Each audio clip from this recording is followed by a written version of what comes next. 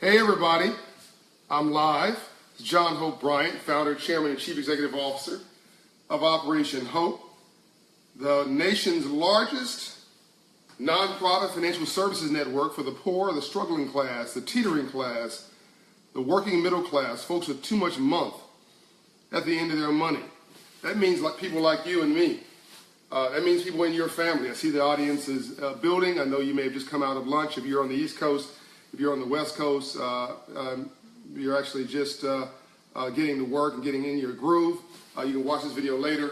For all of you who are signing on, hello. I will acknowledge you. Hello. I see you here. I'll acknowledge you as you come on. Hello, Dennis Robinson. Appreciate that you appreciate the video series. I'm the founder, chairman, CEO of Operation Hope. Hey, Michael, Luca. Also, Brian Group Ventures. Soon, Brian Group Motorsports Academy with Henry Ford III. That's coming soon. Hey, Loretta. And author of How the Poor Can Save Capitalism, Rebuilding the Path in the Middle Class, Love Leadership, Making Our Future, and a new book coming out in September, The Memo, which is going to be my best book yet. Okay, let's get into building wealth without a college degree. Am I saying a college degree is not good? I am not saying that. Higher education is essential. I always know when going through the airports and I met somebody who's had stopped in middle school or stopped in high school, their education, because your vocabulary is limited, your exposure is limited. So you want to get education, whether it's college or informal education, you want to always continue to learn. That's why I have a home library here at my house. Now, in all fairness, I have honorary doctorate degrees. I've gone to college, San Diego City College, Harvard's degree program, honorary PhD from Paul Quinn College, etc. But I got a GED out of high school, which Chris Rock calls a good enough diploma. And I'm proud of my life, and I built things from nothing. If I can do it, you can do it too. Hey, Revi, Dominique, and others signing on. When am I coming to Minnesota? I'll put that on my list. Hey, Odessa Hall, Terry Malonda from Cape Town, South Africa. Darnell Carter. Okay, so let's now, Kevin Shane, hello. Zuki Miati from South Africa. Tiffany Greer from Memphis. Hey. Carl Gunther. John, I heard your commercial today on the radio, Maryland, D.C. Fantastic. Loretta Womack. Okay, so can you build wealth without a college education? You can. You cannot build it without an education, which is why we're giving you this civil rights series on video. And by the way, thank you for getting us over 20 million views and growing. And I hope this one becomes really popular because in a minute it's going to feature my mother. Hello. On the eve of Valentine's Day, my mom and my sister are here. And you're going to get to meet them in a second. Okay, so let me talk about the first example of building wealth without a college education. I want to do this with my barber, Brian Keith Williams, but he couldn't be there today. I may have him come on tonight. But Brian Keith Williams giving you a shout out. $100,000 barber. Did you know? And think about it now, people in your family. Hey, Carol Rivers, good day. Hey, Darnell Carter. Did you get good enough diploma? GED, that's right. Hey, Harris Logistics, AR Herrick Logistics, Gardenia Balton, I think. Did you know that somebody in your family, maybe even you, without a college degree, could earn $100,000 a year as a barber? That's right. Go and tell all of your friends. This is no joke. $100,000 a year, making $100,000 a year, a good income as a barber. Let me break the numbers down for you. And these are from my friend Brian Williams, who is my barber and a great guy. You ready? Write this stuff down. $100,000 a year of income. Hey, Amr from Saudi Arabia, with love, man, my partner there, Yolanda Frazier. Can't share this. What happened? I don't know. You get replace your camera, Yolanda. You always jam me up. I'm jamming you up too. Okay. $100,000 a year in income. Here's how it breaks down. This is for a barber now. $8,333 a month. This barber makes $8,333 a month. How's that break down? That breaks down to $2,083 a week. You're still saying this sounds impossible.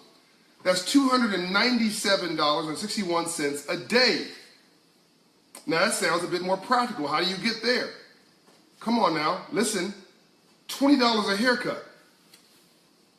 $20 a haircut, 14.85 haircuts a day. My barber, Keith Williams, who is a brilliant dude, wonderful father and husband and a brilliant, strong black man, has broken this thing down, has gotten this thing down scientifically. Sometimes he comes at my house at 10 o'clock at night to come give me a haircut because he's on his grind, he's hustling, he's working during the day, taking care of his family at night, then he comes and gives me a haircut in the evening. But he's going to hit his number of 14.85 haircuts. He didn't say 14 haircuts or 15 haircuts, or, he broke this down. 14.85 haircuts a day at $20 a haircut. Is $20 a haircut a reasonable number? Absolutely. By the way, if you double that number because you're doing something fancy with that person's hair, then you decrease the number of haircuts you have to do that day. It's 7 haircuts a day, not 14.85 haircuts a day. But at $20 haircuts a day, at $14.85 per haircut, he's making $100,000 a year in income. That is in the top 5% of all income earners in the United States of America, which is the largest economy in the world. Boom.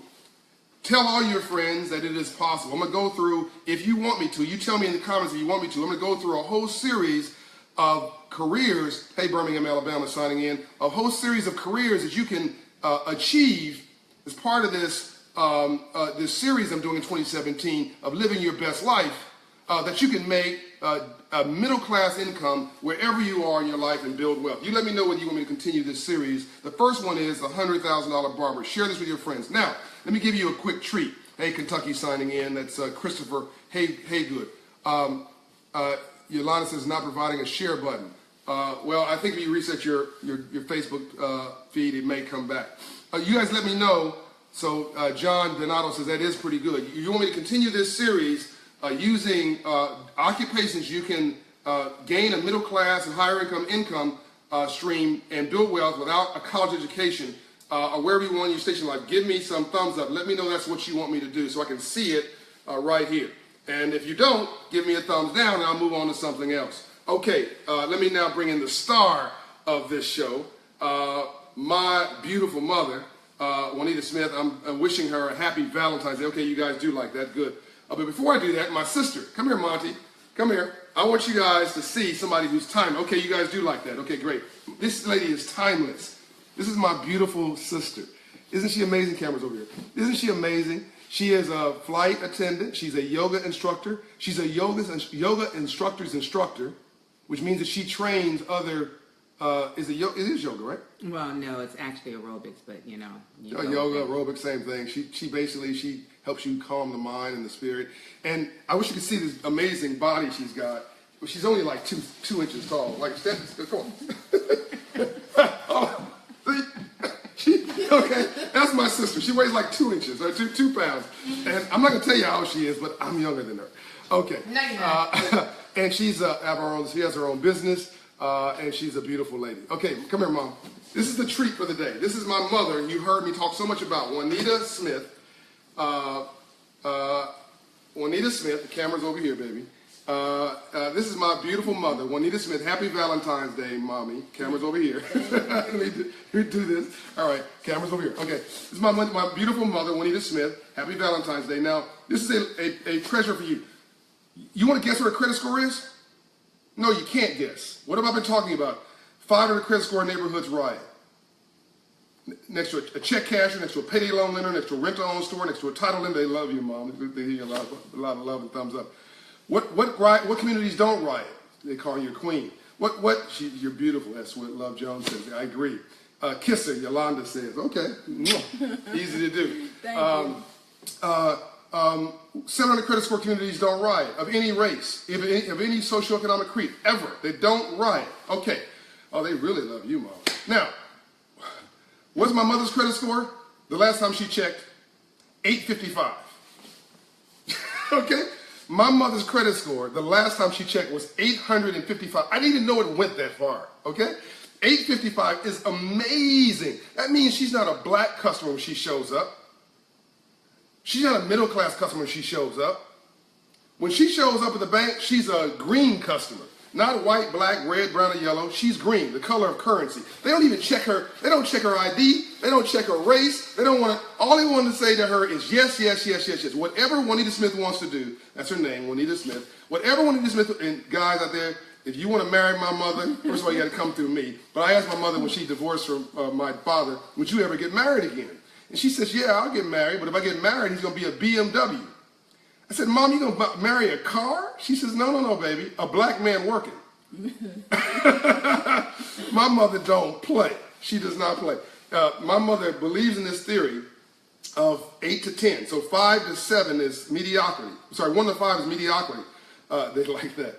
And the Bible suggests if you're hot or cold, well, if you're 1 to 5 is mediocrity, and the Bible says be hot or be cold. If you're lukewarm, I'll spat you out. Translation, even God doesn't like mediocrity. 5 and 7 is entertainment. Ladies, that's the guy you date but you don't marry. Guys, this is the lady who's beautiful and cute, but take her out for one date and not 5. Definitely don't hook up long term. She can't take care of your kids. She can't take care of your house. She don't have a career. She don't have a skill. Her credit score is 200. You can't do nothing for her. She can't do nothing for you. 8 to 10, ladies and gentlemen, is excellence. Excellence.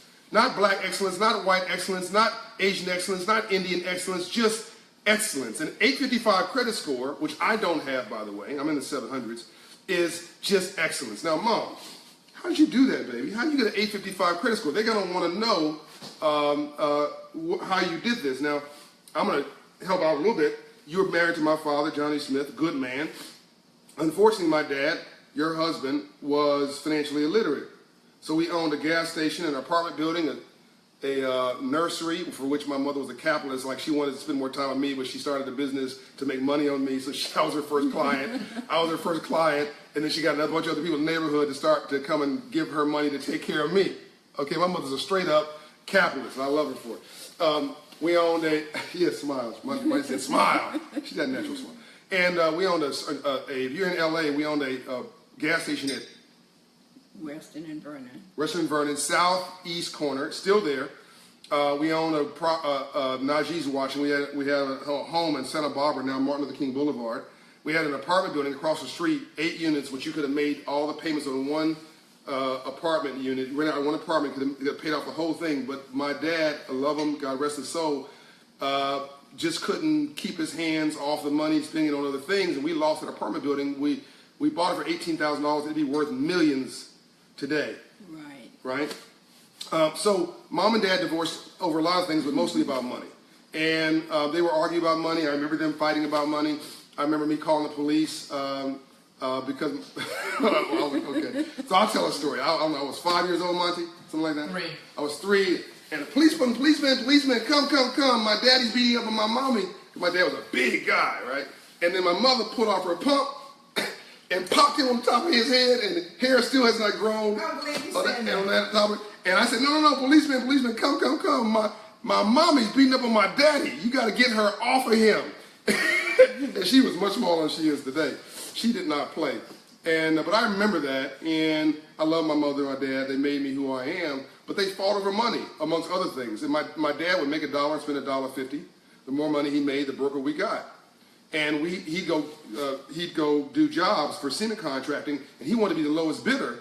So he didn't even cost the job out. If somebody in front of him bid it $1,000, he bid it $900. So he just thought cash flow was cash. He thought cash flow was profit, and it's not. And if your outflow exceeds your inflow, then your overhead will be your downfall. Write that down. If your outflow exceeds your inflow, then your overhead will be your downfall. I'm going to repeat that. If your outflow exceeds your inflow, then your overhead will be your downfall. I'm going to repeat it. If your outflow exceeds your inflow, then your overhead will be your downfall. So my dad was spending more money than he was making. He made $1, spent $1.50. The more money we made, the broker we got. So my mother decided to disconnect herself from that and move to Compton, California. I then moved with her and my sister. And if you want to know why I'm so sensitive today, as a brother, I'm a straight up real black man, but if you want to know why I'm so sensitive, it's because I hung around women growing up. Come over, Monty, let them see you. I hung around women growing up, and these 2 young ladies helped to raise me, when I was growing up, and I'm sure I picked up. Well, they put rollers in my hair too, and like pressed and curled my hair, which I'll never forget or forgive. And the weave. And the weave and the wait a minute, because I was an actor, I had a shag. Okay, that's too much information. Anyway, so they raised me, and she was my protector, and nobody would mess with her in Compton, including the gangs. And when my mother was laid off from McDonnell Douglas Aircraft, she didn't complain about it. She didn't whine about it. It's now Boeing Aircraft. She went to go work at Colin P. Kelly Elementary School, my school, as a janitor.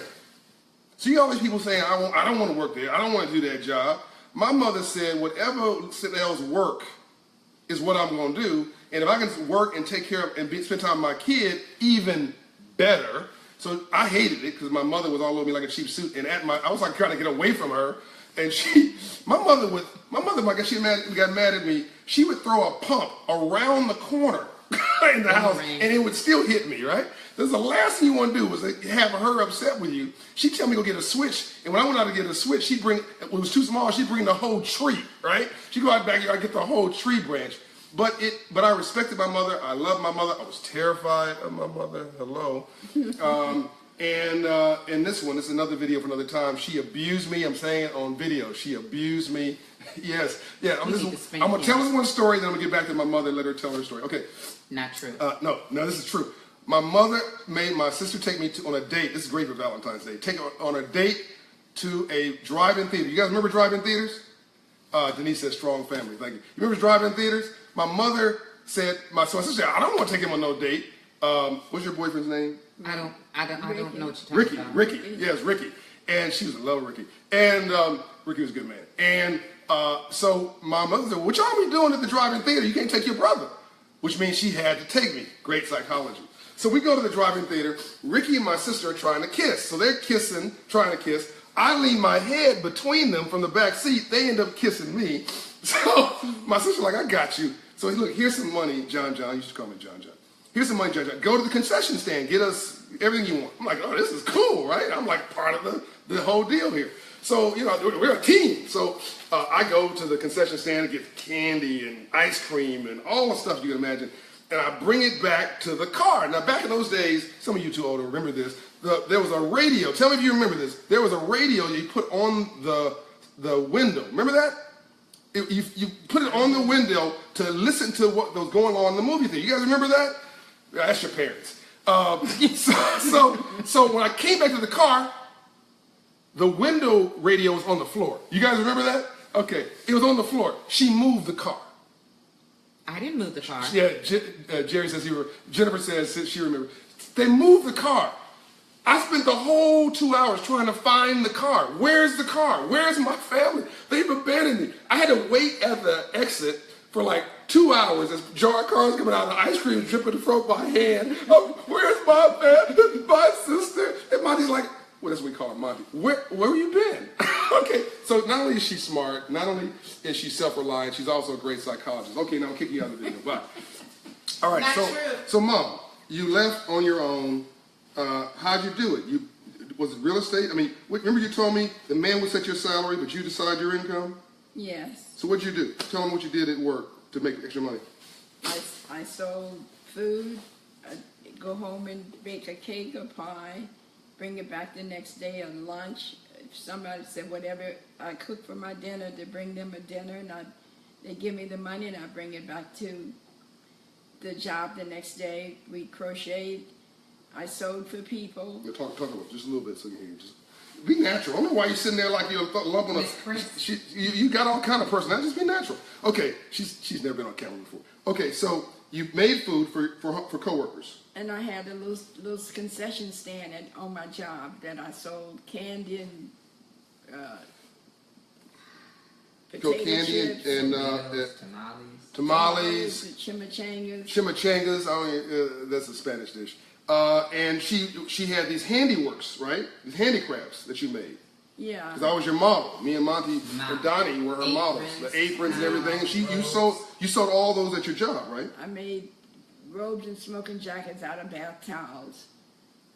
Out of bath towels, people. When you talking about you don't have material, she went and found raggedy bath towels that you couldn't use anymore on your body, and she turned them into artifacts that she sold for hundreds of dollars at work. My daughter needed a robe, and I couldn't afford to buy her one, so I took some used bath towels and made her a robe out of the used bath towels. Teresa K, what a blessing. And then people come to my house and see my daughter with the robe on, and they ask me, where did I buy it from?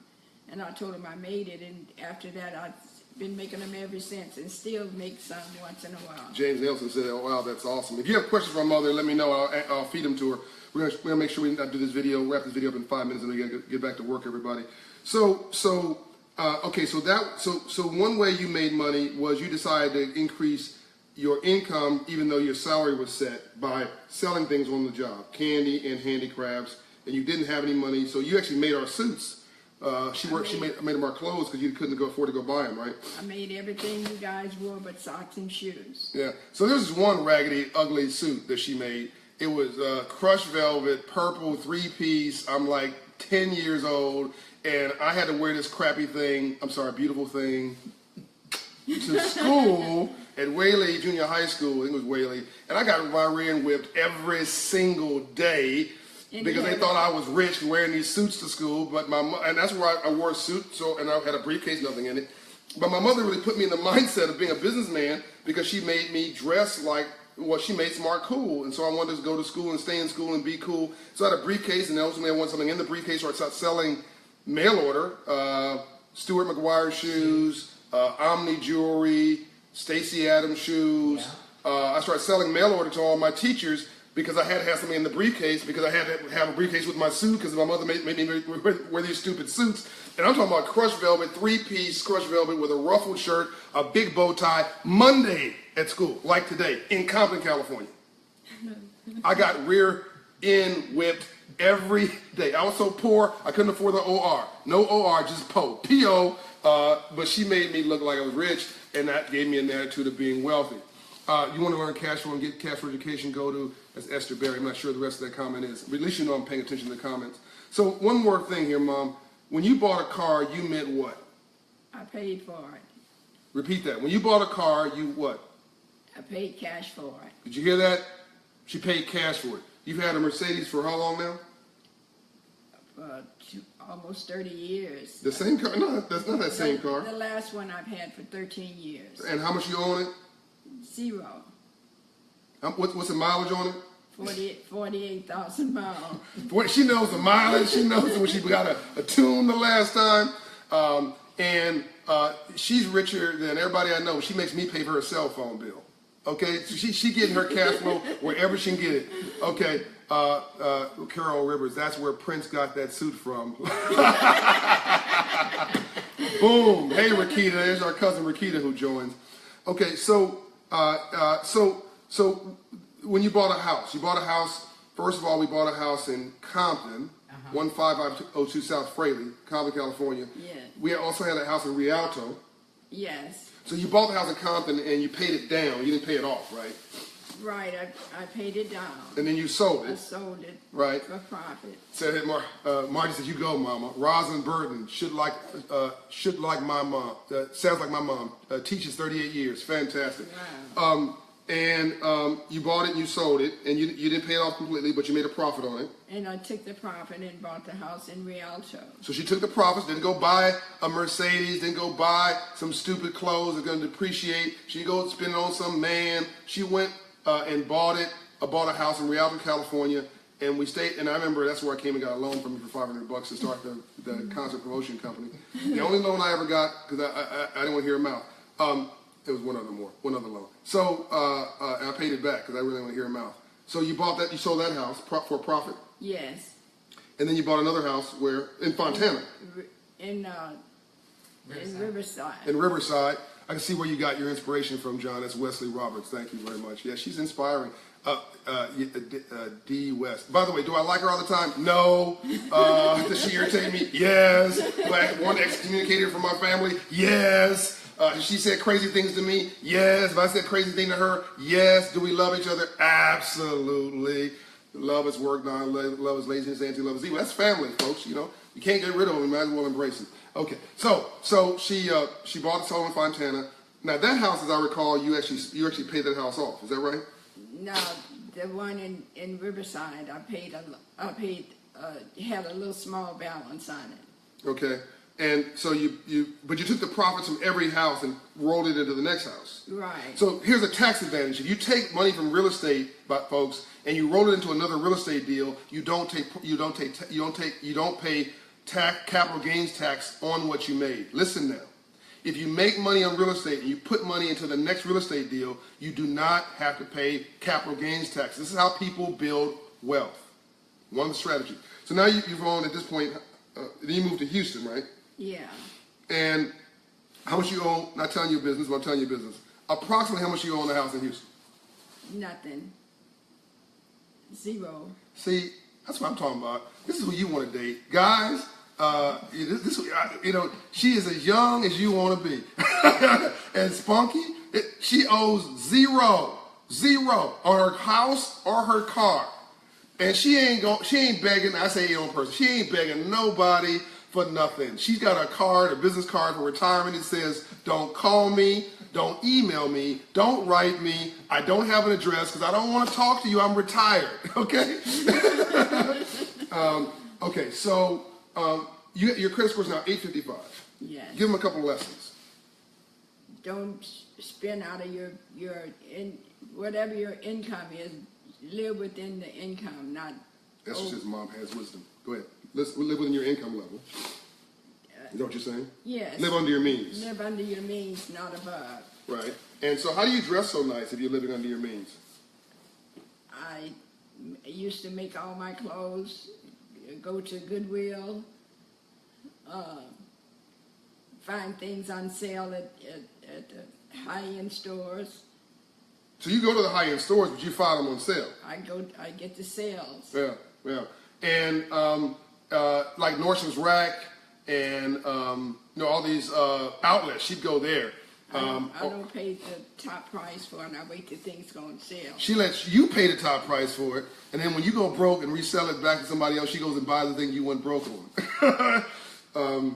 And you don't buy new cars, right? You buy previously owned cars, is that right? Well, the last car I bought had 600 miles on it. When you bought it? When I bought it. So she let somebody else pay for the car on the lot, then because you lose 10%, right, when you drive it off the lot. Right? And then she bought it then. Will you buy or lease a car? Terry Malunda says, will you buy or lease a car? She'll probably buy it because she doesn't. I would rather buy. Yeah, you only really want to lease if you own a business, because there's benefits to leasing if you own a business. Preach, Mom, Ms. Walker says. Okay. What other big hugs for your mom? There's Zena Knox. Hey, Zena. Okay, I'll give her another hug. What else do you want to tell people on this eve for Valentine's Day, Mom? What message do you have for women? You know, the number one cause for women staying with abusive men is money, as an example. Oh, hey, you can do bad by yourself. Don't. So repeat that, Mama. You can do bad all by yourself. You don't need nobody to beat up on you to be happy. So if somebody's beating up on you, Mom, I'm talking about physically beating up on somebody. What do you say to them? If there's a woman out there hearing this message, and somebody's beating on them, abusing them, and they're financially stressed. They are staying with this person because they are stressed that if they don't stay with them, they'll lose everything. What do you say to them? It's better to be broke and happy than to be wealthy and downbeaten. Don't let nobody beat up on you. Go to a shelter. How much strength did it take for you to get Come out on, of Michael. that situation? Come on, Michael. Let people tell you. How much strength did it take for you to get out of that situation because you were there? It didn't take much. When you get enough, really get enough of whatever's going on in your life, nobody have to tell you anything. You'll leave on your own. Well, you should leave on your own, but if you can't leave on your own, if you think you're alone, you think that no one's with you. My mother is telling you, and she's acknowledging that she had a situation. My dad was a great guy, right? But sometimes he'd get angry, and he was a big dude. He was a construction worker. And, he didn't know how to manage his emotions. A lot of men don't know how to manage their emotions. And so versus talking through something or walking away. I'm telling She's you. telling me to smile. Oh, telling you to smile. Okay. Everybody in my family is bossy. Versus walking away, men will sometimes do the wrong thing and respond to pain in the wrong way. And so my mother decided to walk away. And she still loves my dad, but just couldn't be with him. And that's what she's saying is, again, my dad's a great man. I wouldn't be who I am without him. And he took the responsibility for my sister and my brother getting out of East St. Louis, right? So if it wasn't for my father, For your father, we wouldn't be where we are today. so my mother was so fine growing up in East St. Louis. She's still fine. My dad saw her and like, baby, whoever. He was on his way someplace else, drove through town, said, I want to marry you. He saw the second day, went to, I want to marry. Who's that woman? Went to a club, found her to some evening event, followed her there, and said, the second day, what do I do to marry you? And my mother, who was in another relationship with another idiot, I won't name his name, who also was not unkind. He was really unkind. She said, get me out of East St. Louis, nice place, but get me to California with my children. Her family was in East St. Louis, still are. Her mother was in East St. Louis, Miss Murray, Vesta Murray.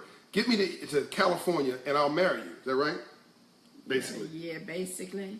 And so they loaded everything up on my dad's new car and moved out of East St. Louis. That's how my sister and my brother, Donnie, got out of East St. Louis. Yeah. And I was born in California, Good Samaritan Hospital. So my mother gave her life, literally, for us, so that we would have a better life. It just so happens that it actually turned out wonderful. By the way, I was born in Good Samaritan Hospital. So it sort of worked out. And so, in closing, this is Valentine's Day message. What do you want the women to know? What do you want the men to know? Can they live their dreams? I mean, you're debt free basically now, right? Oh yeah. Where's all your personality? You got so much personality. No, she's like, oh yeah. I can do bad all by myself. I'm debt free. Be clear on that. I left your dad because he didn't believe in paying bills. When the bill come in for him, and the people scared me because my mom. My mom still fine, Zena says. Yeah. I never knew. My mom never had a checking account, and we didn't have people calling saying they're gonna cut off utilities and stuff if your bill wasn't paid. And my husband would come home, and I'd tell him, I said, Johnny, the lady said if you didn't pay that bill by 5 o'clock, that she's gonna have you put in jail. He said, oh hell, tell her to put me in jail. She got more money than I got. I ain't paying no bill. so that's mainly why we. Yeah, so my dad, real talk now. My dad had many challenges. We all have challenges. Everybody's human, right? My dad had many challenges. I won't get into what they were, but my mother said the last straw was the financial challenges. The last straw was when you mess with the household finances, you're messing with the household. So the other thing you guys could talk through and talk about, but when she started messing with the money, she had to go. And that's why I keep saying most things, everything but God or love comes back down to money. That's why I keep saying nothing changes your life more than God or love than moving your credit score 120 points. Half of all employers today require you to have a credit check. And your credit will determine, in many ways, your wellness, your sense of wellness, and your optionality in life. That's why I keep telling you that we stop focusing so much on race. Stop focusing so much on things you can't control. Start taking control of your life and getting your hands around the things that you can take your control of your life back with. Take your life back. And that's what my mother is saying, is don't sit there and hang around some idiot because he's got a couple dollars. Get the heck out of it. My mother didn't have anything when she left my father and rebuilt it all in Compton all by herself. Bought and sold 5 homes, bought and sold several cars, and is financially independent. And my mother, I asked her, "You ever going to remarry my dad?" This was years and years ago. She said, "I don't want to have retreads on my car. Why would I have one that retreads in my bed?" That's probably a bit too much information, but you remember that, Mama? Yes. And last, they're loving this, right? Jericho says thank you. Last story. So my mother's growing up in East St. Louis with Vesta Murray, my grandmother. I don't know what to call her grandma, but to me she was Vesta because she was mean. I love her. She was mean. Only thing I remember Big Mom ever saying was stop chucking those rocks, which meant throwing rocks. But my mother's mother wasn't financially literate either. So she literally built it from scratch. So my mother's mother would ask my mother, for money. So tell them what you tell. You got to be wise now. Think about now your people in your family. Your family loves you. But sometimes we save our worst behavior for those we care the most about. Sometimes we save our worst behavior for those we care the most about. Your husband can break you. Your wife can break you financially. Your sister, your brother, your mother, your cousin can break you financially. If somebody's asked you for a $5,000 loan who happens to be related to you, do not give them a $5,000 loan. Give them, if you can afford $500, give them $500 and help them go away. Because they're not going to pay it back. They're going to be upset with you because you're asking for your own money back. What's crazier than somebody coming to you, asking you for a loan of your money, then when you ask for your money back, they're going to get upset with you? That's literally crazy, but that's what families do. So my mother was smart, right? So what did you do when Big Mama, Grandma, would ask you for money? She'd ask me, we went to work when we were kids, 8, 9, 10 years old. My dad died, left my mom with 6 children. So we in a shotgun shack, right? Yes. In East St. Louis. And whenever we come home in the evening, my mom loved to play the numbers. And translation, she loved to gamble. For those of you who are Caucasian or Asian or someplace in the world don't know what the numbers are. And she said, baby, you got any money? And I said, yes, ma'am. And she said, how much do you have? If I had made 50 cents a day, I'd tell her I had a quarter. I never would tell anybody exactly what I had. And that's how I learned to keep something for myself up front. Did you hear that? Mother, who she loves. Zena Knox says, yes, this is a come to Jesus moment. So we're about to wrap this up, by the way, and I'll do comments after. I'll come back and do comments. But, and hopefully you guys like this session. Give me a thumbs up if you did. This is our Valentine's broadcast. That's part of the Silverite series, the Live Your Best Life series, inspired in part by Oprah, by this sort of Oprah on money, spirituality, church, and financial freedom. Silverites. Okay, you do like this session. So my mother's message to you is don't spend everything that you have, and don't tell anybody, don't tell all your business, and don't give anybody, even those who love you, all the money that you've got. If they ask you for 50 cents, offer 25, right? That's what she did to her own mother, because she knew that she loved her mother, but her mother was going to break her. That's Rakita, like, yeah, and Rakita's a member of our family. She's like, yeah, I know these folks are going to break me. That's my baby. That's her baby, Rakita. We love you, Rakita. And again, this has nothing to do with you like somebody. We love our grandmother. We love our relatives. I love my dad. But that's still, he was financially illiterate. My dad, was a great man, but he was horrible with money. And so that's why I'm really, and so I had to build it from scratch, because the apartment building was lost, the gas station was lost, the home was lost, the cement contracting business he did with his hand, there was no wealth left over. I gave my dad an American Express credit card one day just for like emergencies when he retired. And I put him in an apartment building that I built for him. And my dad ran up a $6,000 bill in 1 month. And he don't know what he spent it on. What did I do? Did I try to profile and keep it going? No, I cut the credit card off and let him be upset with me. And he, you know what? He got over it. So here's a message for you. When you make $1, you didn't make $1, you made 90 cents. That's what my mother's telling you. When you make $1, you didn't make $1, you made 90 cents. Take that other 10 cents and pay yourself. Put it in a bank account. Put it in Loyal 3, the app I told you about where you can buy fractional shares. I own no share. I own no ownership in Loyal 3. I'm a client. I'm not sponsored by Loyal 3. Whenever you see there will be a sponsored series, part of this Silverite series in 2017. But when I'm doing sponsored videos, you'll know it. You'll know who's paying for it, okay? No, this is just me talking to you. Loyal 3, I have it on my phone. I've got an account, almost $20,000 of stock that I bought $25 at a time, or $10 at a time. You can buy any stock in the world, fractional shares. Go look it up, fractional share investment. Fractional share investment. And when you make $1, you made 90 cents. Take 10% and pay yourself first. And that's what my mother's telling you. Okay, you got a go-away message for the folks out here who are loving you, by the way. Just take care of yourself. Handle your business. Handle your business. Handle your business. And what'd you say about the women who are hanging out with bum dudes on Valentine's Day? What'd you say? Hey, recheck yourself. Don't check yourself, recheck yourself. You say you can do bad all by yourself. You don't need help. Whereas Quincy Jones would say, my mentor, my friend who I love, who's forever young, he said the only thing worse than being alone is wishing that you were. Look, there's a lot of you love that you just can't do anything for because, you know, they have a different mindset. That doesn't mean you don't love them, doesn't mean they aren't good people, right?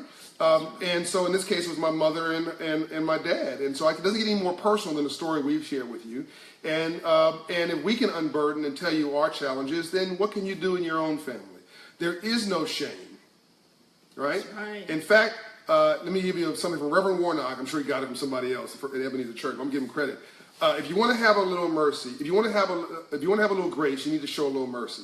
So mercy is not kicking the rear end of the person who desperately deserved it. So mercy is when the person who should have got something didn't get it. And grace is when you got something that you shouldn't have got. So mercy is when you don't give somebody, playing God, the whipping, the punishment, the judgment that they actually deserve. And grace is when you and I get the love, the compassion, the joy, the mother, the sister, the brother, Donnie, Dave Harris in Hawaii, that we don't deserve. All right? So if you want to get a little grace, you need to show a little mercy. Rainbows after storms. Happy Valentine's Day week, ladies. Happy Valentine's week to all the brothers burning up their wallets, trying to make their women feel good. Don't overdo that either, because they will forget about it on Wednesday. Okay? They're okay. No disrespect intended. And all these folks spending $200,000 on weddings, please stop.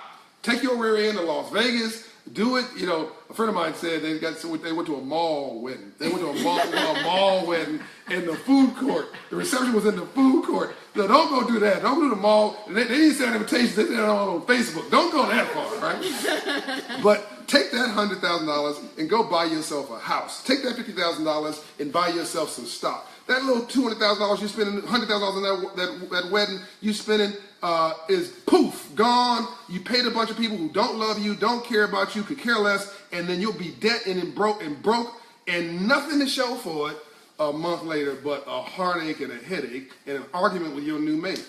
So love you much, love you lots. This is the Straight Talk Civil Rights Series from John Hope Bryant and Operation Hope. The new movement's in the suites and not the streets.